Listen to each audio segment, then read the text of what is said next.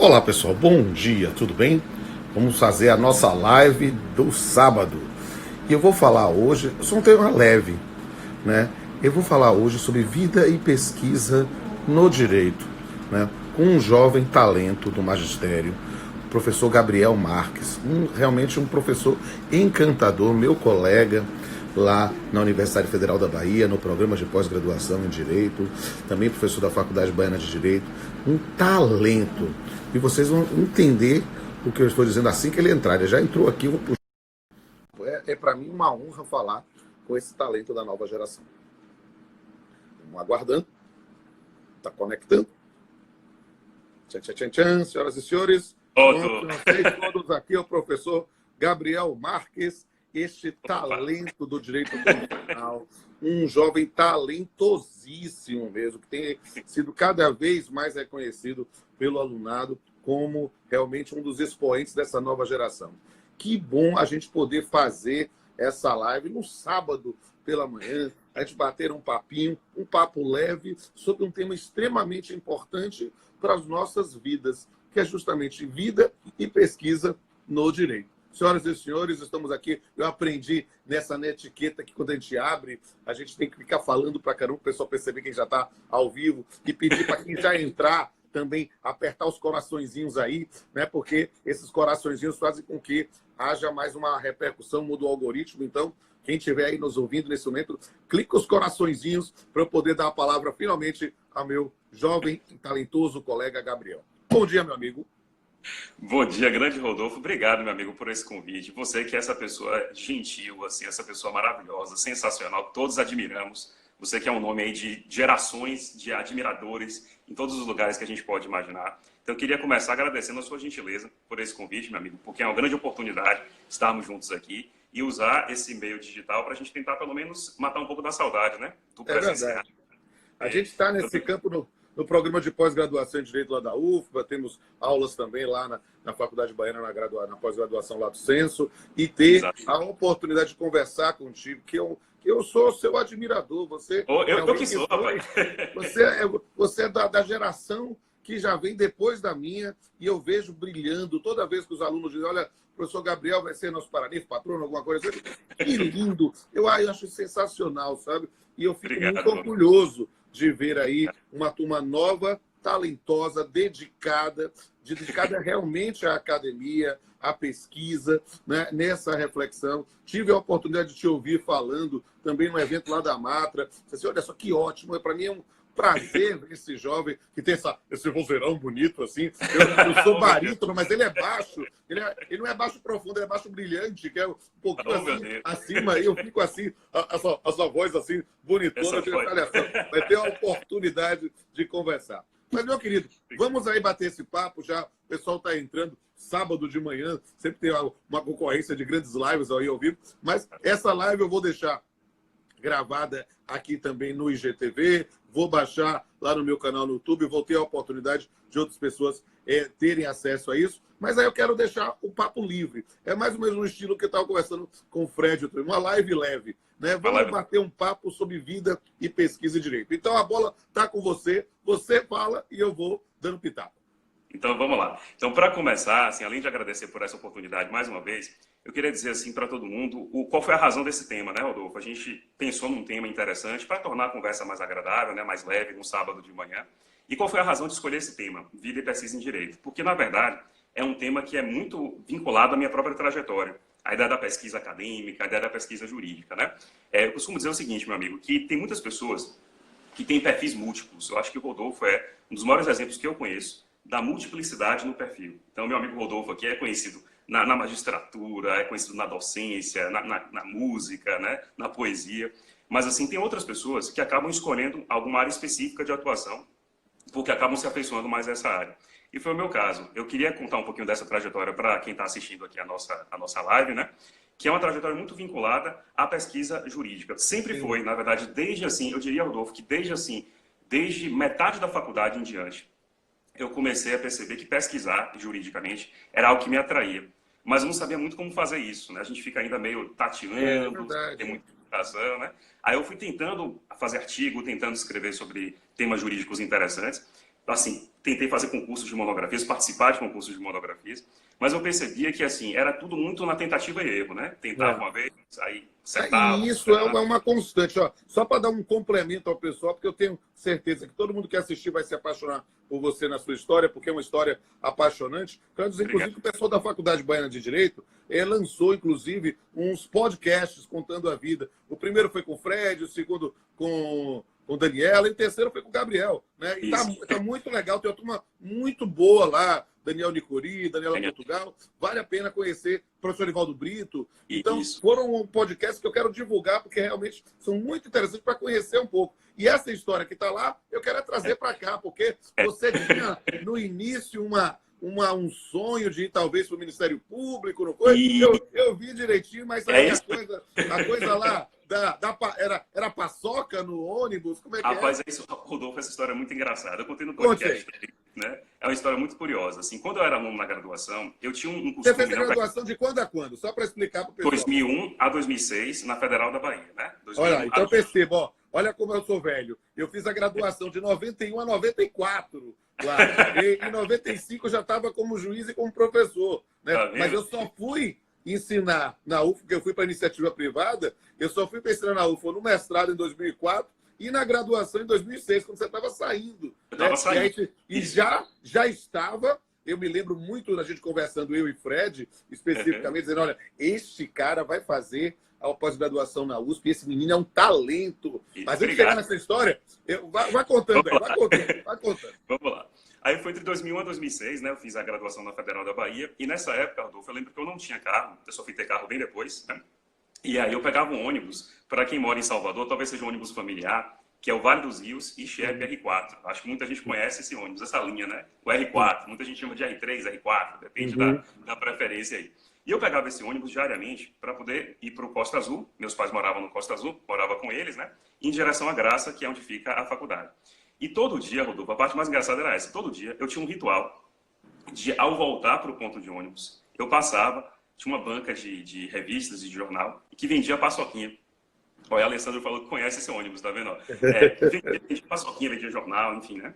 E aí eu comprava 2 paçoquinhas, ia comendo no ônibus e dormia. Então isso era um ritual diário. Eu ia para o ônibus, né? Comia minha paçoquinha e dormia. E assim, era uma coisa que está muito associada com as lembranças desse momento, né? De começar a trajetória acadêmica, as dúvidas naturais, né? Que a gente enfrenta nessa época. E assim, eu contei isso no podcast também, como você comentou, né? O podcast da Havaiana, eu falo essa história. E aí, nesse comecinho, eu tinha uma dúvida, tinha uma vontade também, né, de fazer concurso para procurador da República, que é uma carreira que eu acho muito bonita, inclusive ainda hoje eu acho muito bonita. Mas no começo da faculdade era meu grande objetivo. Quero ser procurador da República, quero fazer esse concurso, por aí vai. Com o passar dos anos, eu percebi que a docência ela me atraía para escrever, para pesquisar, e eu projetei a ideia de ser professor. Só que tem um desafio, Rodolfo, que é muito grande, que é o seguinte: eu sou uma pessoa tímida e eu tive que tentar trabalhar essa timidez para poder falar em público, o que é um desafio enorme, né? A gente tem que falar em público. Na docência a gente se expõe para 20, 30, 40 pessoas, né? Então a gente sabe que é um desafio frequente. E eu tive que trabalhar isso para começar a ter coragem de ensinar, né? Eu vou tentar cruzar nossas vidas aqui, porque é interessante isso. Eu nunca fui uma pessoa tímida. Eu sempre fui o cara de pau, o cara que falava, o que resolvia a situação, o problema, vamos resolver. Mas eu tinha uma vontade, né? Quando eu entrei na faculdade, eu tive 2 referências para entrar na faculdade. Uma que foi meu professor Washington Trindade, e outro, um desembargador que eu conheci como juiz de família, que era pai de um colega meu do Vieira, que era o José Justino Pontes Teles. E aí eu achava a ideia da magistratura sensacional. Eu queria ser juiz estadual. Era o meu sonho. Só que essas coisas que o destino faz. Eu entrei na faculdade e, assim, no primeiro ano de faculdade, meu pai teve um infarto. E era a única fonte de subsistência do meu pai. Minha mãe era aposentada, professora aposentada da rede pública estadual. E eu entrei num desespero, né? E aí eu ouvi um concurso para servidor da Justiça do Trabalho. Eu tinha 18, 19 anos, estava no começo da faculdade, eu engoli a CLT, eu sabia a CLT de cor, assim, no primeiro semestre da faculdade, né? E aí dei sorte, passei para o meu lugar de servidor, e aí fui nomeado, com 19 anos, fui emancipado. E aí, de repente, eu descobri a Justiça do Trabalho e disse, olha, acho que a magistratura que eu vou não é a estadual, é a do trabalho. E lá dentro, essa dificuldade da pesquisa, porque eu sempre era falante, aquela coisa assim, então fui do CEPEG, fui presidente lá do CEPEG, é a coisa de querer escrever. Só que naquela época, início dos anos 90, quase ninguém escrevia. Poucos professores, doutores. Na época, minha única professora doutora da faculdade era professora auxiliadora. E olhe lá, todos. Então, as pessoas não tinham mais uma cultura de fazer mestrado, doutorado, e eu queria escrever, porque eu achava ser professor. Eu queria ser professor desde do Vieira, que eu estudava lá, né? E eu pegava o ônibus do Cosme de Farias, que era o que para o Vieira. E aí, o que é que acontece? Eu queria ser professor por causa de um filme, Sociedade dos Poetas Mortos, que eu já vi umas 15 vezes, choro em todas. E aí eu disse assim, eu quero ser professor, quero me inspirar. Mas não tinha como. Lá. Aí a gente publicava artigo, sabe aonde? No jornal. Eu publicava artigo no Jornal à Tarde, na Tribuna, porque era onde tinha espaço para um jovem estudante. Por causa dessa dificuldade que você falou, e aí devolvo a bola para você, dessas tentativas e erros direto. De tentar produzir, tentar ser diferenciado. Com certeza, meu amigo. Assim, na verdade, em 2001, quando eu entrei, ainda era complicado. O cenário já era um pouco melhor, mas assim, ainda era complicado para a gente poder escrever e publicar, né? E eu tentava encontrar, assim, algumas orientações, quem pudesse me ajudar nessa trajetória, buscar inspiração de grandes professores, né? Era algo que também me tocava muito para saber como escrever um artigo, que é uma dúvida que eu tinha bem no começo, né? E aí tem uma parte interessante, até para contar para quem está assistindo. Eu acho muito legal, Rodolfo, a gente compartilhar também quando as coisas na vida não dão certo. Porque a gente vive numa rotina de muitas mídias sociais em que, aparentemente, todo mundo tem uma vida legal, né? Expõe sua viagem maravilhosa, as lembranças da viagem agora na pandemia, ou então, de repente, assim, um sucesso profissional e por aí vai. Mas, assim, eu acho legal contar também quando algo não dá certo. E isso foi tema de discurso meu como paraninfo. Eu fiz um discurso como paraninfo da Federal, contando 2 fracassos meus. Porque esses fracassos me ajudaram a entender a razão do que eu estava errando, né? Para pavimentar o caminho em nome dos sucessos, né, que viriam depois. E é interessante que isso aconteceu também na escrita, né? Eu tentava escrever artigo, dava errado, mandava para uma revista, não aceitava, né? E eu, poxa, o que foi que eu errei, né? Tentava parar para entender isso. E quando eu comecei a entender essa lógica, quando eu comecei a perceber assim, eu acho que eu estou errando aqui na citação, a pesquisa não está tão profunda, a linguagem não está tão boa, aí você começa a calibrar aquilo que você está errando e aí você consegue os sucessos que vêm depois. Teve um caso interessante, Rodolfo, que foi um concurso de monografias da UAB. Eles fizeram um concurso nacional de monografias para estudantes de direito, né? Eu falei, eu vou tentar, né? Já perdi vários, mas eu vou tentar para ver se dá certo, né? E aí fui para a biblioteca, escrevi um tema legal e aí fiquei em segundo lugar. E nesse concurso, aí eu fiquei super feliz. Nacional? É um título sensacional. Eu fiz um negócio assim, eu fiquei, poxa, que massa. Mas assim, eu tinha perdido muitos antes, né? Fiquei em segundo, fiquei feliz da vida. Aí fui lá para Florianópolis com a passagem paga. Aí deram um prêmio em dinheiro, né? A gente recebeu um certificado pela premiação. E eu pensei, poxa, que legal. É você pensar numa ideia, é você tentar aprofundar essa ideia, né? Escrever essa ideia e expor para a sociedade. Que bonito é isso, né? E a partir daí, foi um dos eventos da minha vida que mais me marcou, que me deu um estímulo. Poxa, então agora eu vou continuar, né, prosseguindo para tentar levar essa trajetória adiante. Foi o fato que me levou, inclusive, você comentou com relação a Fred, né? Logo no começo da minha trajetória pós-formatura, a fazer um mestrado. Eu falei, se eu quero ser professor, eu vou tentar fazer um mestrado, né? E eu tinha esse sonho de fazer em São Paulo, porque meu pai é médico, e ele fez residência em São Paulo. Então ele me falava muito bem de São Paulo, falava muito bem com relação a como é uma cidade de oportunidades profissionais, uma cidade que atrai pessoas do Brasil inteiro. Eu pensei, assim que eu me formar, eu vou tentar fazer um mestrado em São Paulo, e aí deu tudo certo, graças a Deus, fiz o mestrado e o doutorado na Universidade de São Paulo. Mas foi realmente a partir desses desafios, né? E o que eu acho mais importante deixar claro para todo mundo, foi com sucessos e fracassos, né? E fracassos que serviram de aprendizado para os sucessos também, né? Porque eu acho legal dizer isso, porque pode dar uma impressão de que, não, foi tudo muito simples, foi tudo muito fácil. Não, a gente se perde também no meio do caminho. Exatamente. Gente, né? Quando eu falo, pessoal, da magistratura, por exemplo, na minha época, eu sou do concurso de 95 aqui na Bahia para juiz. Mas o que a gente fazia, e era um mundo que não era um mundo conectado como hoje. Então, as coisas ainda eram mais caras do que hoje.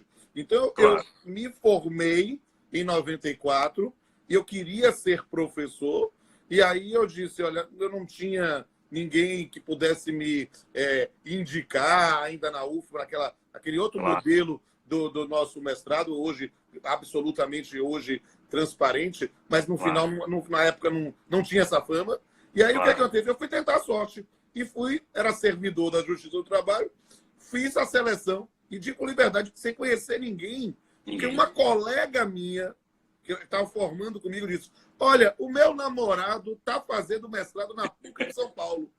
Você já ouviu falar? Eu digo: olha, eu não conheço ninguém, não conheço nada. Mas, procure aí nesse endereço aqui, que a gente não tinha sites, essas coisas assim. E aí, mande a carta, se inscreva, que vale a pena. Aí eu fiz e passei. Assim, com 22 anos, passei. E aí, e foi uma situação interessante, porque eu estava concorrendo com o juiz, com o advogado, e eu passei. Servidor, assim. Aí, como eu fui para lá, fui cedido para o TRT de lá e me inscrevi. E aí diga essa coisa do suracado. Eu me inscrevi em concurso para juiz do trabalho no país todo.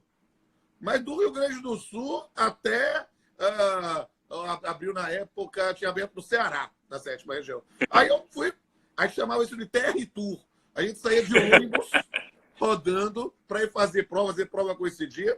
E eu dei sorte de passar no concurso da Bahia, né, da minha terra, mas nesse meio tempo, eu estou falando, eu fui juiz com 5 meses de formado, eu cheguei a perder 2 provas, porque era prova assim, uma atrás da outra. E eu estava estudando filosofia do direito, não estava estudando dogmática, né? Mas é aquela coisa, sempre CDF, né? Sempre de estudar alguma coisa, aí me dava assim. Então eu digo para os meus colegas, os caras dizem: pô, Pablo, você foi juiz com 5 meses. Fui, mas eu perdi 2 concursos nesse meio tempo. Entende? Então, essas, entre aspas, derrotas direcionam o nosso estudo, o nosso foco para o objetivo. Diga aí. Exatamente. Assim, acho muito importante a gente aprender com essa experiência, né? De notar que elas nos ajudam a entender como é que a gente pode melhorar, né? Aí eu comecei o mestrado, foi muito curioso, porque foi assim, eu fui para lá, para São Paulo, e aí foi um tempinho, logo depois de me formar, né? Me formei em janeiro de 2006, comecei o mestrado em março de 2006. Então, a seleção para a USP fiz junto com o último ano da graduação. Então, tinha as provas da faculdade, aquela loucura toda, né? A minha turma da Federal foi a primeira turma que teve TCC obrigatório. Foi 2005.2. Até então, havia uma discussão para se saber se haveria essa exigência mesmo ou não para se fazer o TCC obrigatório, né? A minha foi a primeira que teve o TCC obrigatório. Então, a gente fez o TCC pela primeira vez, a turma inteira, né? Todo mundo fazendo o TCC. Aí tinha as provas da faculdade, os trabalhos da faculdade e ainda por cima a seleção do mestrado. E eu tinha, Rodolfo, uma coisa assim que eu queria também compartilhar com todo mundo, que era muito medo do preconceito, sabe assim, porque a gente aqui da Bahia, né, e você ir para São Paulo já tem assim aquela sensação de que você pode sofrer um preconceito, alguém pode te tratar mal, né? Especialmente porque a Bahia, eu tinha essa sensação em 2006, ela é muito visualizada por conta das alegrias da festa, da musicalidade, né? Mas não tanto, assim, pelo menos em 2006 eu tinha essa ideia, né? Por conta da sua produção. E aí eu pensei, como é que vai ser chegar em São Paulo e encarar esse desafio? Eu lembro que eram 2 vagas, e aí quando a gente chegou à última etapa, lá em São Paulo, assim como aqui em nosso programa de pós, a gente faz a seleção por professor, né? A gente escolhe o professor, né? Nosso candidato orientador, e a seleção em torno do professor. E eu me lembro, meu amigo, que havia 2 vagas, para o professor Lival, que foi o professor para o qual eu concorri, e havia 8 candidatos, 8 ou 9 candidatos. E eu acho que eu era o único da Bahia, então eu já ficava assim, poxa, como é que isso vai acontecer, como é que isso vai ser? Aí eu combinei com minha irmã uma estratégia, né? E essa estratégia eu não contei no podcast, vou contar aqui na nossa live, né? Foi o seguinte, no dia do resultado, eu falei assim para minha irmã, só me ligue se eu passar. Então, assim, vamos esperar passar um dia, dar meio-dia, 6 horas, só me ligue se por acaso eu tiver passado. Se eu tiver perdido, eu vou entender que a sua ausência de ligação é porque, né, eu perdi. E aí eu vou ter que lidar com essa derrota e bola para frente, né? Meu amigo Rodolfo, quando deu 5h30, o desespero na minha cabeça. Eu falei, meu Deus do céu, porque o expediente, né, geralmente 6 horas, a gente, né, espera que ele termine e aí divulguem os resultados. 5h40, 6 horas, e olhando pro meu celular, né, e nada de minha irmã ligar. Eu falei, rapaz, eu vou ter que me acostumar realmente com essa derrota. Mais uma, faz parte da vida, a gente tem que levar a vida para frente, né? Rapaz, Rodolfo, quando eu vi a ligação, meu amigo, de minha irmã, né, assim, me bateu uma dúvida. Eu falei, será que realmente é isso mesmo? Será que ela vai ligar por outra razão, né? Aí ela ligou. Quando eu atendi, ela estava chorando. E ela chorava, sabe? Chorava, sabe? E percebeu que ela não conseguia falar, né? Ela morava em São Paulo na época?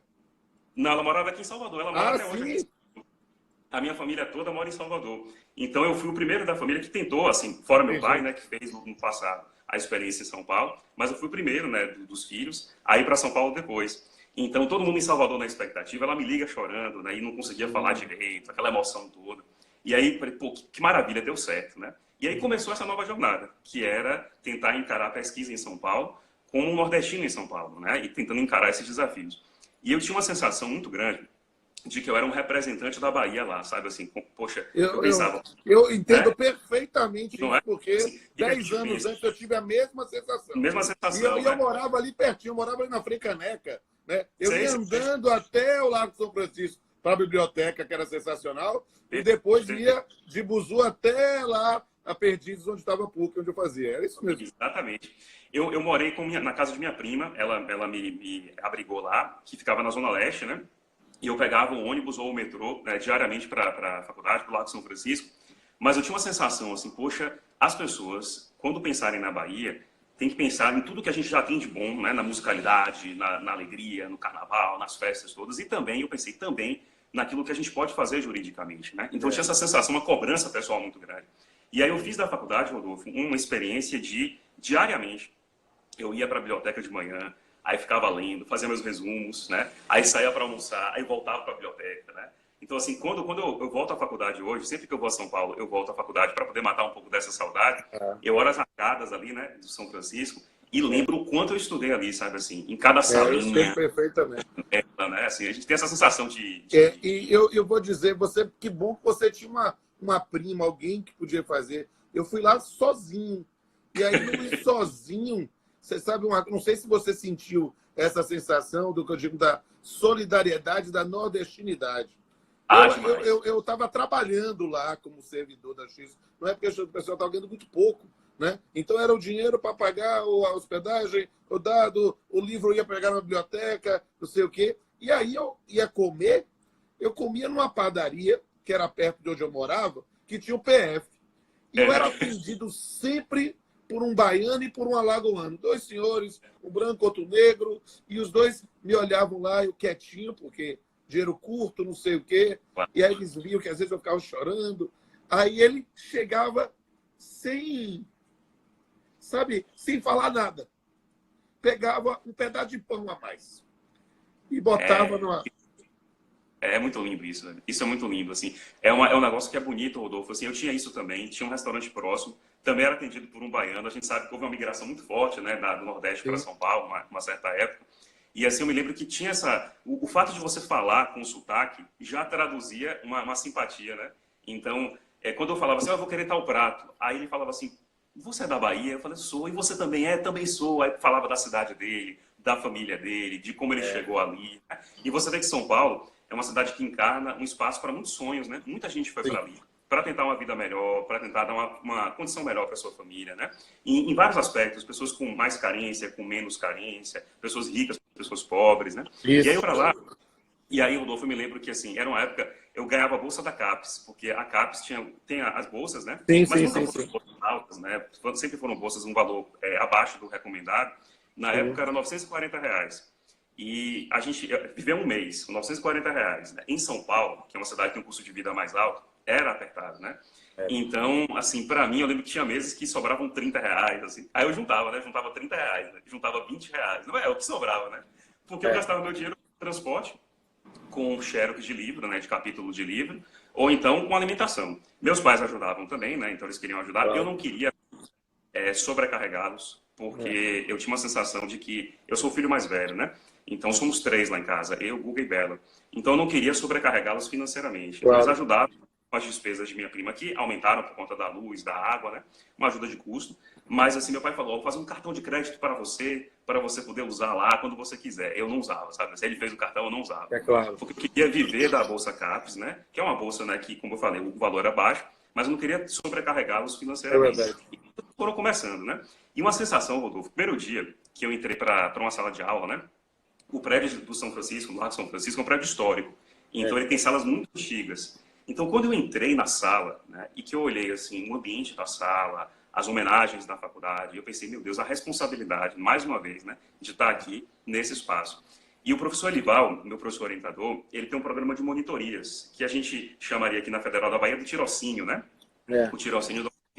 E aí, essas monitorias lá faziam com que a gente começasse a ter contato com a graduação.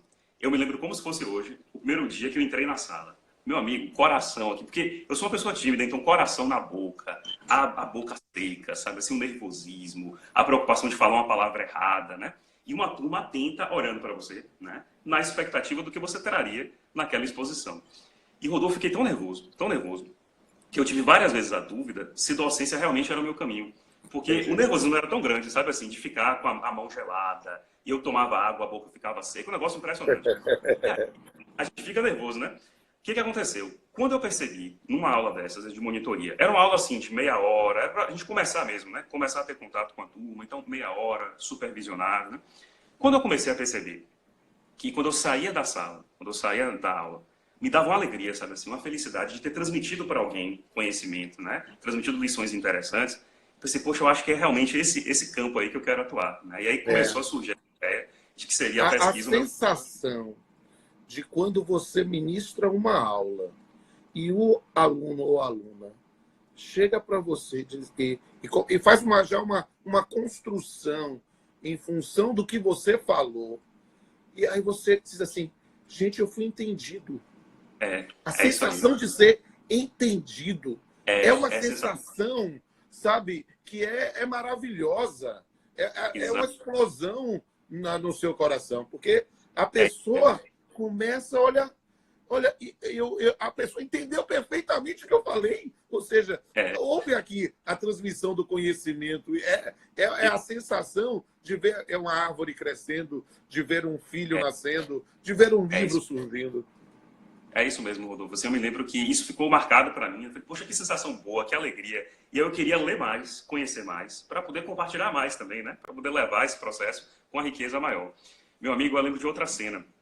Os anos passaram, né? E aí eu voltei para Salvador, que eu queria ensinar em minha cidade natal, né? E aí teve concurso para substituto na Federal.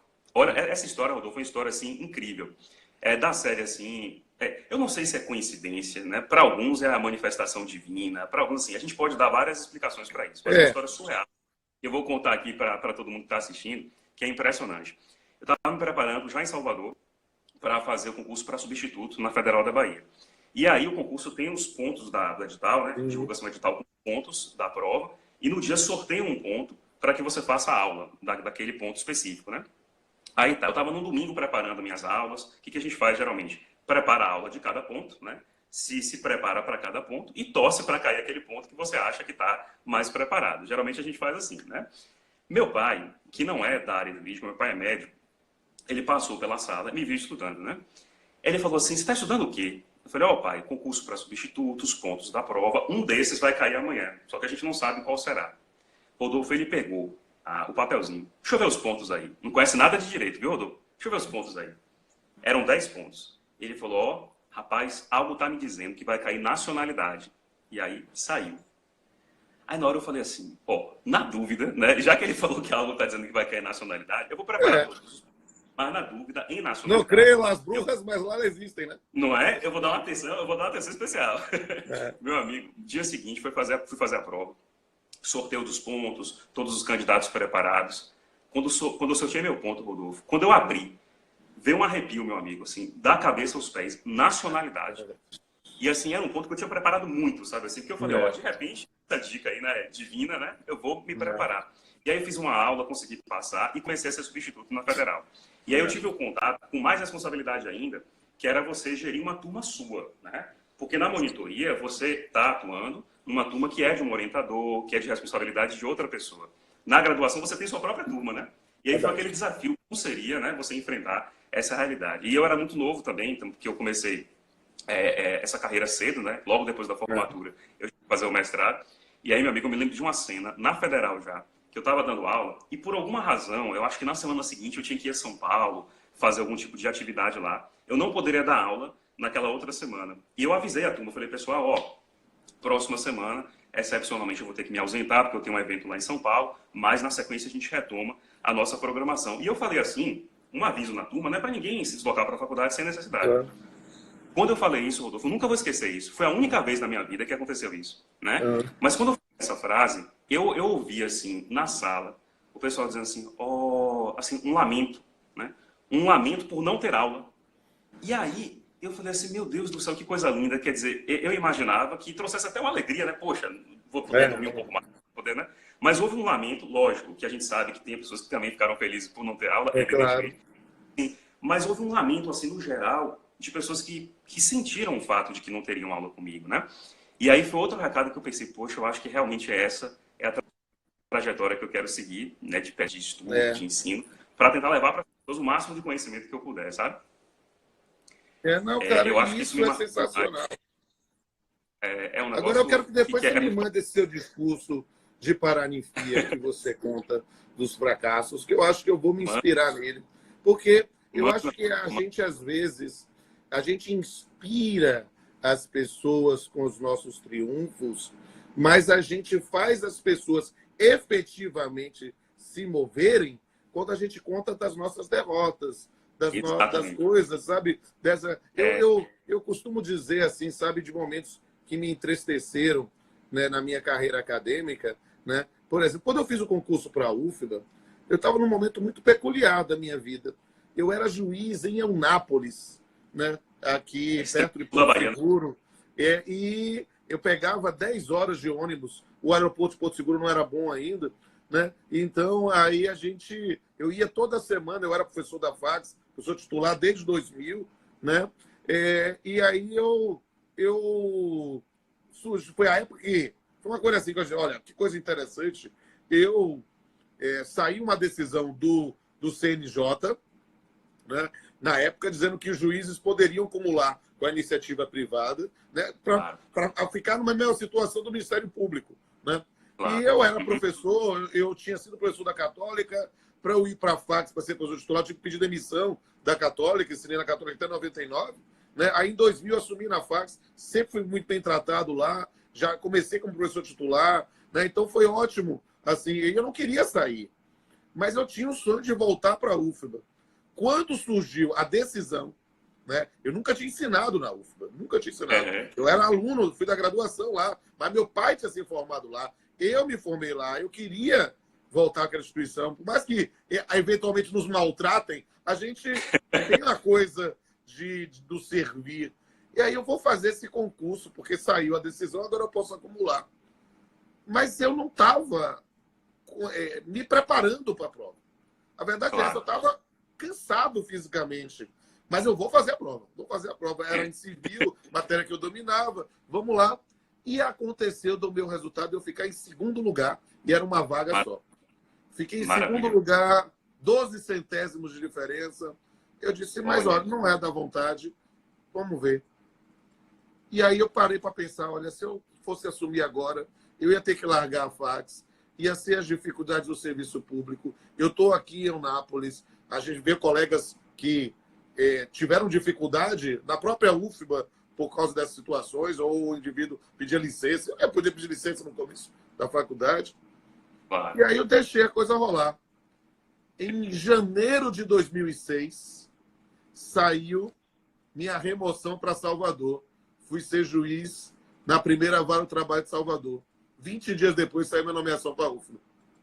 Impressionante, né, E meu aí amigo? eu pude acumular, pude fazer as coisas, e as coisas se deram certo. Agora, É, deixa eu contar de uma coisa assim, dessa sensação do magistério. Eu tenho eu sempre fui o espontâneo, cara de pau, não sei o quê. Nunca tive vergonha de falar em público, não sei o quê, mas sempre tive uma preocupação muito com a comunicação, a comunicação. mensagem ser alcançada. Né? Estou vendo aqui o vocalista da minha banda de adolescência entrou aqui, doutor Yuri Vieira, aqui, falando, ele lembra desse momento. Aí o que acontece? Eu sempre tive alguns bordões, porque eu sempre achava que era interessante criar empatia. E Claro. principalmente nas matérias que eu ensinava, trabalho civil, né? Às vezes metodologia, a preocupação com o termo preciso, às vezes as pessoas não tinham às vezes a base, o estofo, para entender no primeiro momento. E a gente tinha que construir. Aí eu usava uma expressão, olha, esse instituto, o conceito aceito pela dogmática mais aceito é esse aqui. isso aqui, aí eu ia explicando, esquartejando. Aí no final, quando eu percebi que alguns já tinham entendido, mas eu queria que todo mundo entendesse, eu dizia, bem, gente, mas em linguagem de gente, é isso aqui, isso aqui, isso aqui. E, gente, aquilo funcionava bem. Funcionava bem. E a pessoa entendia. Perfeito. Só que eu me lembro que em 2002, quando meu pai morreu, e eu fiquei meio para baixo, assim, sabe? Aquela coisa, assim, um período do luto, assim, meio triste, não sei o quê. Aí um aluno, que hoje, inclusive, é professor, né? Hoje, ele dizia assim, não, Pamplona não está bem, não, mas o que é que você pode esperar de um cara que só quer dizer que fala em linguagem de gente, como direito não fosse linguagem de gente? Entendi. Aí eu disse assim, poxa, que tristeza. A mensagem que eu achava que estava sendo alcançada não foi alcançada com esse jovem. E sabe o que me deixou para baixo? Eu digo assim, eu não sei se eu vou usar mais essa expressão, não. E é engraçado que, anos depois, esse mesmo aluno foi fazer mestrado, foi meu aluno na UFBA, hoje é professor, e hoje ele fala linguagem de gente. Você vê que coisa incrível, né, Rodolfo? São as coisas da vida, mano. Eu tenho esse problema terrível, que você vê, eu fui contar do caso lá da padaria e comecei a chorar.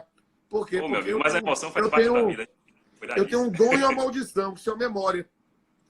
Eu não consigo esquecer as coisas. Isso é ótimo para fazer prova, mas é péssimo para o exercício do perdão, todas essas coisas. Eu lembrei do fato, eu lembrei da emoção da época. É estranho isso. Não, meu amigo, mas sua emoção é maravilhosa, Rodolfo. Você é uma pessoa... Acredite. A sua emoção, ela encanta muita gente, né? Muita gente que olha para você e pensa assim, poxa, que cara humano, que cara verdadeiro, que cara sincero, sabe? Assim, quando você declama uma poesia, eu nunca te disse isso, assim, estou falando aqui agora pela primeira vez. Eu acho tão tocante, tão arrepiante ver você declamando uma poesia, como eu já vi várias vezes no canal do YouTube, né, nos programas que você fez. É tão tocante, é tão verdadeiro, porque você não só declama, como você escreve e declama, né? E tem poesia para todos os assuntos, né? Combater a violência contra a mulher, para garantir o respeito às pessoas, né? Para falar do nosso querido Bahia. Então, assim, você percebe que a emoção está ali. E está na escrita e está na declamação. Só se faz isso com emoção, meu amigo. Então, receba aqui essas palavras de um admirador também. Porque emoção tem que se orgulhar disso, né? Eu vou contar uma emoção agora, aproveitando esse momento. Que é uma emoção, assim, que... Rapaz, foi um dos dias que eu mais chorei na minha vida. Esse dia foi uma... E tem a ver com pesquisa também. Foi meu concurso para professor efetivo da Federal, porque eu comecei a carreira como substituto, né? E aí comecei também na Rui Barbosa, depois a Baiana me convidou, a Faculdade Baiana, onde eu estou inclusive até hoje, né? Só que assim, quando eu comecei a carreira, a gente está ainda iniciando essa trajetória, né? Tendo contato com a sala, tentando realmente ver como é que funciona a docência e a pesquisa. E aí saiu a notícia de que haveria concurso para efetivo da Federal. Só que concurso para efetivo, a concorrência é muito maior, é muito mais disputado, né? E havia na época duas vagas. Lembra desse concurso? Rapaz, é um concurso que tinha muito tempo sem concurso pré-constitucional e ciência política. Muito tempo. Tinha muita gente querendo fazer esse concurso, né? E eu pensei, poxa, eu não vou ter muita chance porque eu estou começando agora. Eu vou tentar fazer, né? Não vou deixar de fazer. Mas, assim, não tenho muita chance porque, afinal de contas, tem muita gente com carreiras muito mais antigas que a minha, com muito mais produção, que vão fazer a prova. Mas eu vou tentar fazer. E minha turma de graduação, de substituto, falou, professor, a gente vai estar ali torcendo para dar tudo certo, para o senhor entrar aqui na faculdade. Fui fazer a prova. Rodolfo, como a gente bem sabe, meu amigo, a prova tem a prova escrita, né? A prova oral, né? Que é a aula em si, e a prova de títulos. A prova didática, né? Eu consegui ir bem na prova escrita e na prova didática. Nas duas eu fui bem, tirei notas boas, fiquei ali numa boa classificação. Mas a prova de títulos, naturalmente, a minha foi a pior. E quando foi a pior de todos, não foi exagero, foi a pior de todos, porque eu estava começando a trajetória. Não tinha publicado praticamente nada, então eu já esperava isso. Que bom que o peso não era tão grande, né? Então as outras compensaram um pouquinho. Aí marcaram um dia para divulgar o resultado. Fomos esperar a divulgação do resultado. E no dia, Rodolfo, eu me lembro que assim, foram dizendo um por um, né? Aí André, nosso colega André Batista foi o primeiro, né? Miguel foi o segundo, né? Foram anunciando os nomes dos candidatos que foram aprovados, né? Eu fiquei em 9º lugar. E quando saiu a classificação, eu fui aprovado, porque fiquei acima da média, mas fiquei em 9º. E só havia 2 vagas. Eu falei assim, ó, já era, meu amigo Rodolfo, o que eu chorei, velho, assim, o que eu chorei, chorava, né? Pensava, poxa, perdi uma oportunidade, não tenho mais esperança nenhuma, mesmo que prorroguem um concurso, vai ser impossível chegar na 9ª posição, porque está muito longe, né? Repara que história interessante. Aí fui para casa, fui assim tentar, um momento de luto também, né? Por conta Sim, dessa situação aqui, da perda da oportunidade, né? Que é muito triste. Muitos colegas me ligaram: ô Gabriel, não, que nada, você foi muito bem, você conseguiu ser aprovado, você está começando agora, haverá novas oportunidades, aquela coisa. Olha o que aconteceu. O Fred, inclusive, sabe dessa história também, sim. porque o Fred ficou sabendo que haveria essa prorrogação do concurso, né? A gente conversou sobre isso. Ele falou: Gabriel, vamos prorrogar o concurso e vão chamar mais pessoas, porque abriram um curso noturno, a demanda aumentou, Isso. aí chamaram um terceiro, chamaram um quarto, né? O Todo que... mundo de constitucional aí, né? Fabão, Carlos Sim. Rates, né? Professora Elisa, né? Todo mundo, Bernardo Campinho, todo mundo desse concurso. É. E aí, Rodolfo, pararam no 8º lugar. É. No 8º lugar. E isso faltava, meu amigo, assim, tipo 15 dias para expirar a validade do concurso, já com a prorrogação, né? Isso. E eu me lembro que, aí eu pensei, poxa, vou ficar na trave, né? Vou ficar por na trave. O que aconteceu? O 8º colocado, o professor Leonardo Palperi, que é professor também da faculdade, que também é juiz federal, né? E Léo, ele me ligou e falou assim: Gabriel, eu passei em 2 concursos. Eu fiz o de Constitucional e Ciência Política e fiz o de Sociologia e História. Exato. E eu vou assumir de História e Sociologia, e eu já fui à secretaria da UFBA, já protocolei minha desistência formal para chamarem você no prazo. Rodolfo, quando eu recebi essa ligação, eu falei: eu não acredito nisso, não acredito nisso. Aí fui, peguei os documentos, fui à secretaria, me apresentei, isso assim na última semana do prazo já. Quando a servidora olhou para mim, ela falou assim: professor Gabriel, uma dúvida, você ficou em 9º lugar nesse concurso em que havia 2 vagas, né? E você foi chamado na última semana por conta da desistência do 8º? Eu falei: foi. Ela: eu tenho aqui décadas de Universidade Federal da Bahia, eu nunca vi isso acontecer. E aí fui chamado. Então, assim, é mais uma demonstração, meu amigo, de como a gente tem que manter sempre a esperança, né? Apesar de todos os problemas. Eu confesso que eu não tinha muita. Meu pai também já tinha jogado a toalha. Minha mãe era a única esperançosa lá em casa. Minha mãe: não, vai dar certo. As mães são sensacionais. São maravilhosas, né? Minha prova Minha mãe oral do concurso de juiz, minha mãe ficou sentada no fundo, na última cadeira, lá com um terço na mão. Com um terço na mão, é uma coisa impressionante. Aí me chamaram, quando me chamaram eu passei, foi aquela alegria maravilhosa, foi um negócio incrível. Aí vejam, né, assim, eu passei na 9ª posição, fui o último chamado desse concurso, né? E comecei a lecionar na Federal com muita alegria, porque assim é um espaço, como você bem colocou. E foi, salvo engano, na história da Universidade Federal da Bahia, foi o concurso que teve o maior provimento de cargos, foi este seu concurso. E sorte da Universidade Federal da Bahia, que conseguiu trazer o 9º. Eu digo assim: não, você é um talento. Estou vendo aqui minha coautora do meu novo livro aí sobre assédio moral organizacional, professora Claís, que foi sua aluna e ela é sua fã também. Claís, eu lembro de Claís. Claís era assim. Claís, ela sentava com o Tiago Freitas, ambos são professores hoje. Tanto Claís, eles sentavam próximos na sala, né? E eu me lembro de perguntas deles sobre ação civil pública, sobre direitos difusos na sala, sabe assim? Lá, Rodolfo, anos passaram. E que alegria traz pra gente, a gente sentir que hoje são colegas na caminhada, né? São professores também. E o aluno bom, o aluno bom, a aluna boa, a gente não esquece, velho. É um negócio assim. A Claís, eu brincava dizendo que Claís era meu arquivo autoexecutável. Eu dizia assim: Claís, isso aqui, isso aqui, isso aqui. E ela é toda animada assim: sim, pronto, e foi.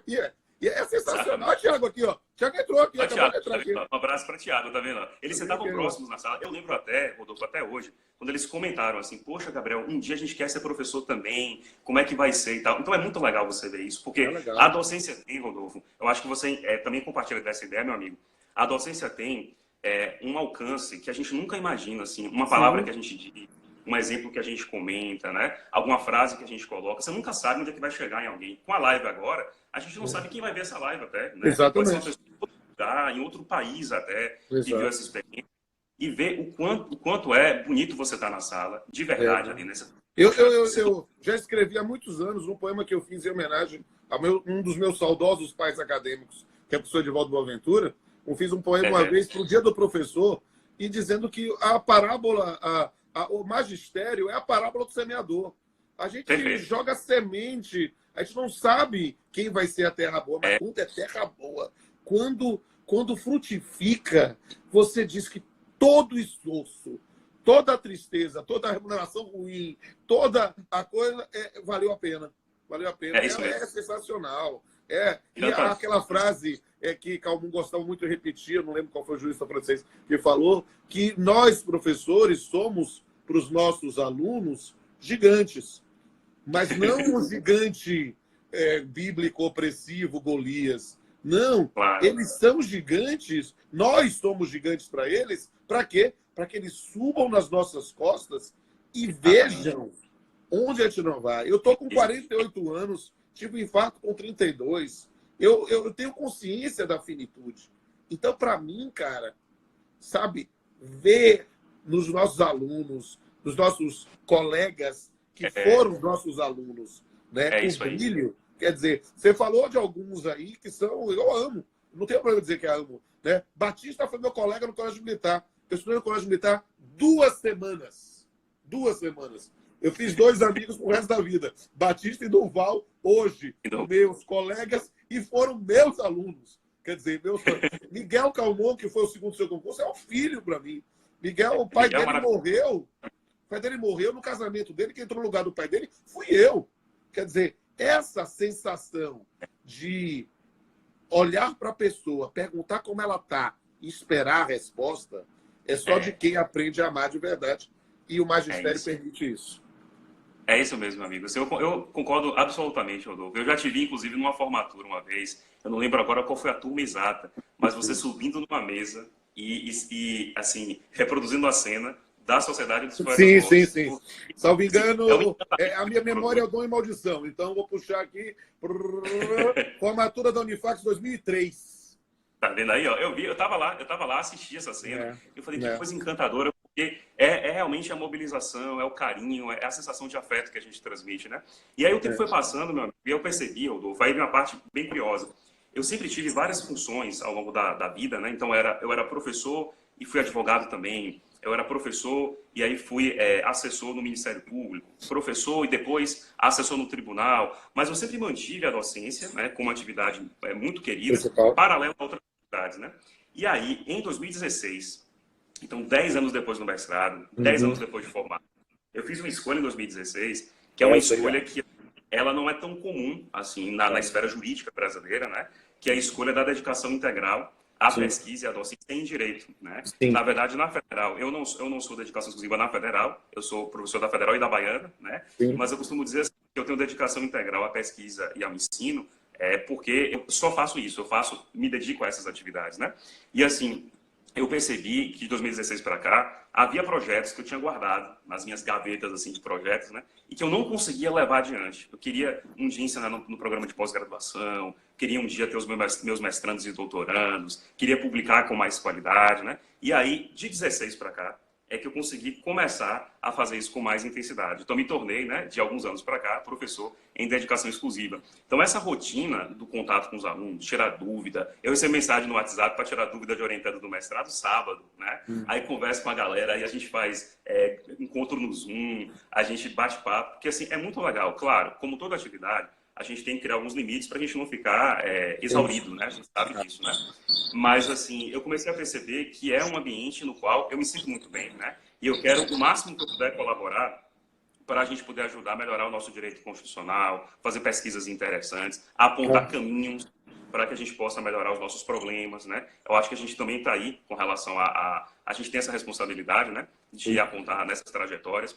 E, na verdade, o que me levou a isso? Até a professora Karine comenta aqui, né? Foi uma decisão, professora Karine, que eu já tinha dentro de mim, eu já vinha acalentando essa ideia, né? Mas eu resolvi tomar essa decisão a partir de alguns fatos que aconteceram na minha vida. E eu vou contar também alguns fatos aqui que eu não contei lá no podcast, né?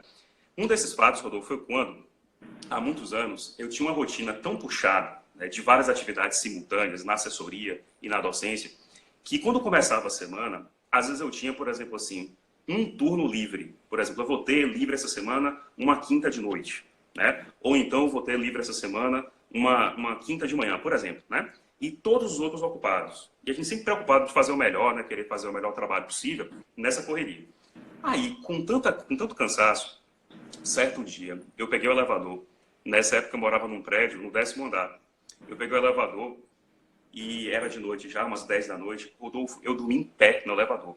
Eu estava sozinho no elevador, eu dormi em pé, né? Então, fechou a porta, né? Eu imagino a cara do porteiro, vendo aquela cena engraçada, de alguém dormindo em pé, mas de cansaço mesmo, de exaustão, né? Nesse dia eu falei assim, rapaz, eu acho que eu estou muito acelerado, eu acho que eu estou fazendo coisa demais, né? Foi um primeiro sinal. O outro sinal foi quando eu fazia o doutorado, porque assim, no mestrado eu morei em São Paulo, 1 ano e meio, né? Depois eu voltei para Salvador e ficava indo e voltando.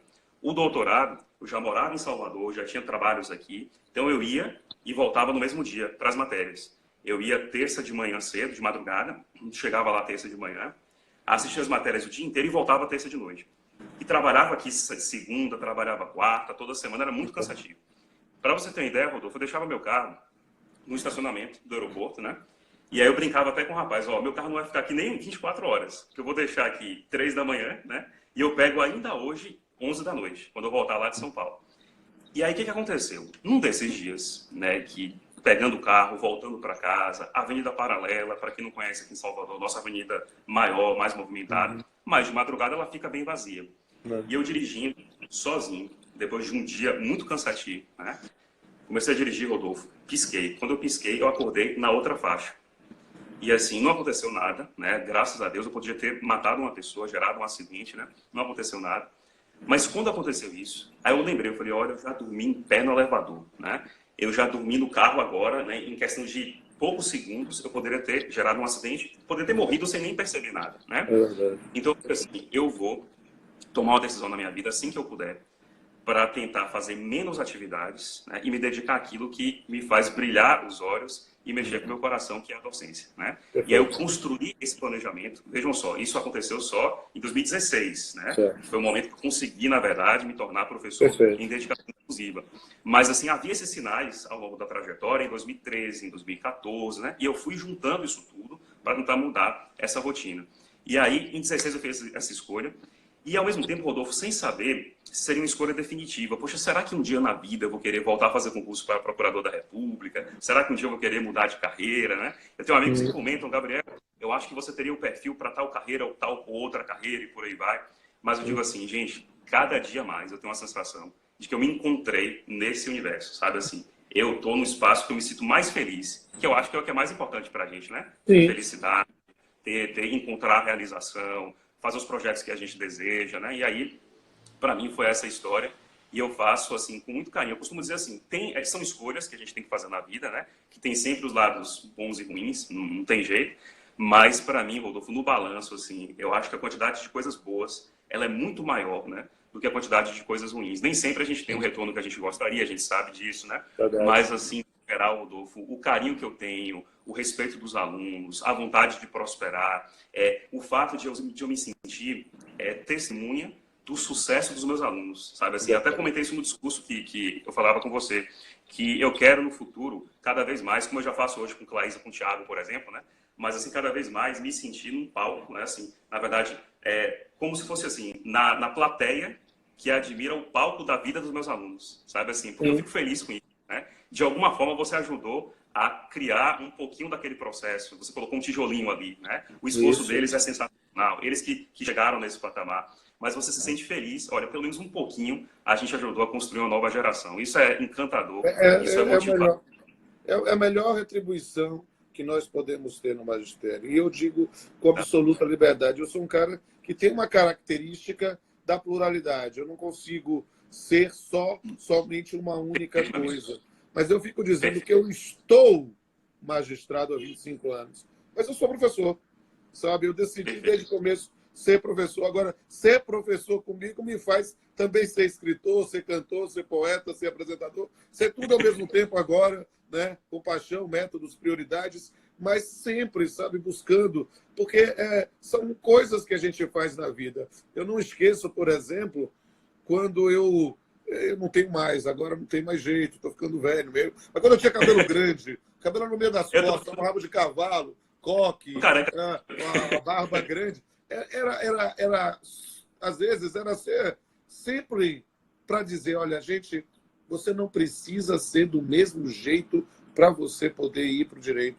Então eu dizia, olha, eu quero ter o cabelo grande para dizer, eu tenho que respeitar quem quer, porque não, para você fazer o concurso, você tem que raspar o cabelo, fazer a barba, você tem que botar a gravata vermelha, a camisa azul, a camisa branca, o terno azul ou preto. E as pessoas dizendo que bastavam uma ditadura de um pensamento único, de um formato único. Eu dizia, olha, cara, você pode ser diferente, velho. Você pode ser leve. Né? E aí eu dizia, aí eu sirvo no meu magistério na magistratura. Eu sirvo no meu magistério na docência, no talk show, na live, no que a gente pode fazer. Eu acho que servir é algo muito legal, sabe? Servir é maravilhoso, Rodolfo. Assim, eu acho que é muito encantador isso, meu amigo. E eu sempre penso, eu sempre digo para os alunos, gente, um dia, a certeza que a gente tem na vida é de que a gente vai morrer um dia. Sim. Eu sempre digo assim, poxa, o que vai ficar como legado para quem lembrar da gente, né? Quem lembrar da gente um dia vai lembrar de que maneira? Como é que a gente constrói, né, nos nossos atos, nas nossas palavras, naquilo que a gente escolhe para a nossa vida? Como é que a gente constrói o nosso legado sentimental, né?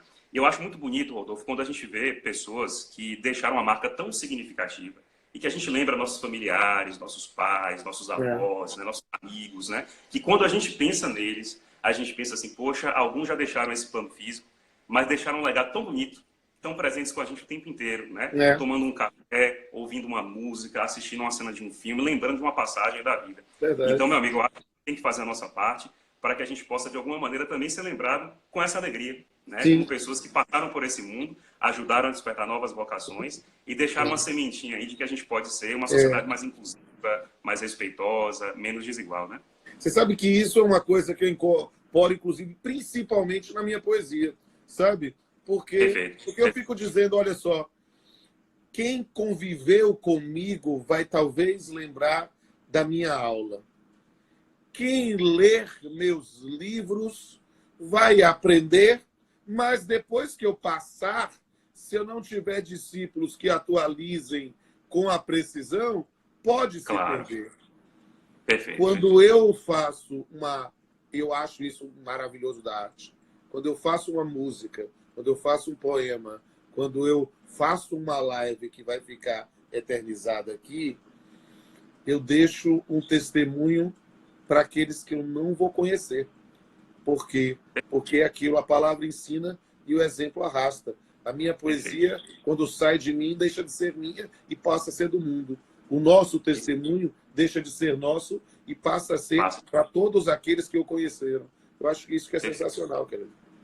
Maravilha, meu amigo. É isso mesmo, eu assino embaixo. A gente tem que ficar só atento com o nosso horário, né? Porque daqui a pouco a gente está acabando. Eu acho que a gente vai cair daqui a uns 5 minutos. Então, vamos dar um arremate e a palavra é sua para o arremate. Eu já falei demais, mas eu queria muito, porque nós somos colegas, mas não somos necessariamente contemporâneos. Sou um pouquinho mais velho que você, e aí eu tenho aquela melhor impressão tua. Eu ouço as suas palestras, eu vejo lá na reunião do Copa, mas a gente, para falar a verdade, a gente nunca tinha sentado para conversar uma hora. É verdade. É a primeira vez. Que prazer que eu estou conversando com você uma hora seguida. Tá vendo? Então eu quero, na verdade, aproveitar o máximo. A palavra é sua por remate, eu não vou falar mais nada. Então vamos fechar aqui. Meu amigo, obrigado pela gentileza do convite. Saiba que o ser humano Rodolfo é admirado por milhares de pessoas e eu sou uma dessas pessoas. E quando você me convidou, eu me identifico muito com a sua trajetória, que é muito bonita, especialmente pela emoção que você traz em tudo que você faz. E essa emoção, a gente tem que perceber, que a gente tem que reconhecer e botar para fora mesmo. A gente tem uma cultura, infelizmente ainda, que acha que o homem não pode projetar algumas coisas. Não, bobagem, a gente tem que se emocionar, a gente tem que falar mesmo, tem que colocar da boca para fora as coisas, né? Porque é uma trajetória linda, inspiradora. Eu só posso agradecer por essa oportunidade, que para mim foi muito prazerosa. Um abraço a todo mundo que está aqui, que assistiu a nossa live, que vai assistir também, né, depois, vai ficar gravado. E receba um abraço muito forte, meu amigo, porque é uma chance especial que a gente tem de, ao menos virtualmente, a gente poder se encontrar nesse momento, né? Um abraço muito grande para você. Viu? E que a vida que é feita de encontros e desencontros nos propicie cada vez mais reencontros, porque saiba que você também tem aqui um fã. Vai cair em um minuto, então eu tenho que dizer a todos e todas, olha, sigam aí, _Gabriel, bote aqui, porque vai ser importantíssimo você seguir esse jovem talento, né? Eu quero todo mundo aqui, eu quero bombar esse Instagram dele, todo mundo seguindo. E quem eventualmente não estiver me seguindo, me siga também no R Pamplona Filho e nos meus canais do YouTube. Um beijo, meu querido. Gratidão por tudo. A gente se encontra lá nas nossas comissões do PPGD e em tudo mais que a gente fizer nessa vida. Um abraço. Um abraço, meu amigo. Valeu. Tchau, tchau. Bora, Bahia. Bora, Bahia. Meu copo do Bahia, ó.